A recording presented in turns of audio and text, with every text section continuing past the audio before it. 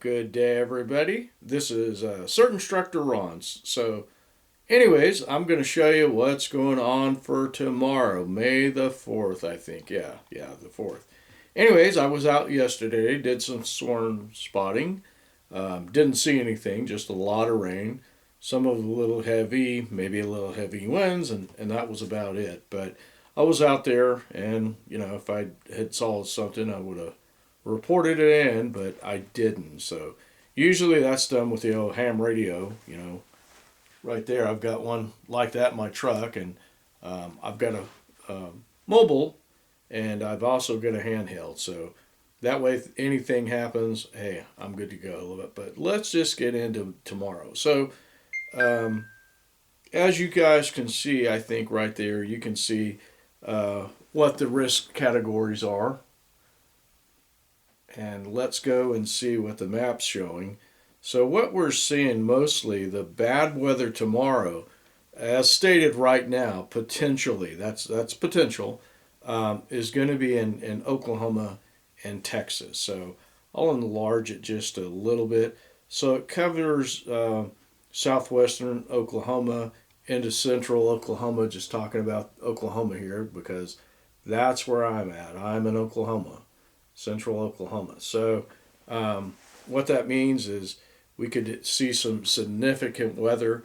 What that means for you is have your game plan ready. We don't know how bad it's going to get. It could be nothing, it could be everything, and more. We just never know. So sometimes we see flooding, we see tornadoes, large hail, a lot of things can go on. It could just be rough, or it could be nothing. Or even if you lived in that enhanced area, you may see heavy rains, maybe. But somewhere else, somebody's going to see, potentially heavy hail and maybe a tornado, and it's going to be the end of the world for them as far as they're concerned. So, the thing to do is basically have your game plan. Like I said, get your storm cellars or whatever you call them, shelters cleaned and cleared. Put some food and water in there, and maybe some other things. Just be ready to go there. That when you go, if you have dogs like I do, and a cat, as you saw in my yesterday's video, if you have something like that, be ready for those animals in your shelters. Make accommodations.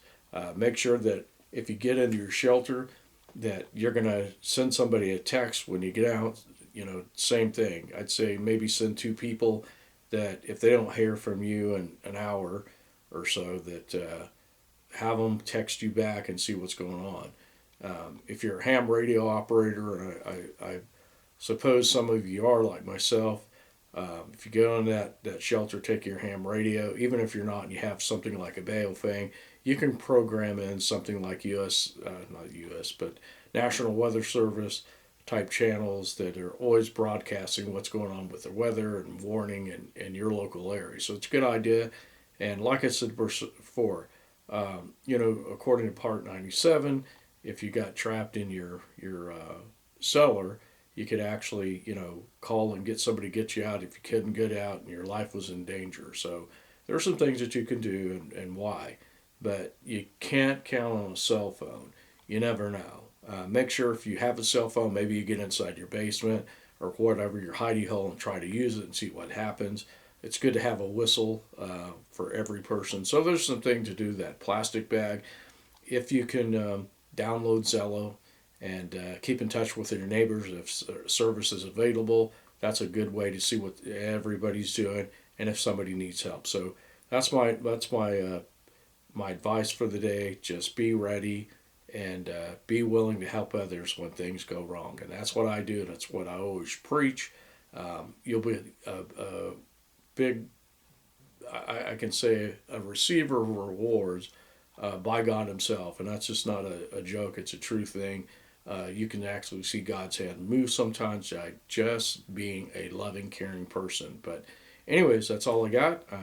Be safe tomorrow, and we'll post tomorrow what's happening. So, take care.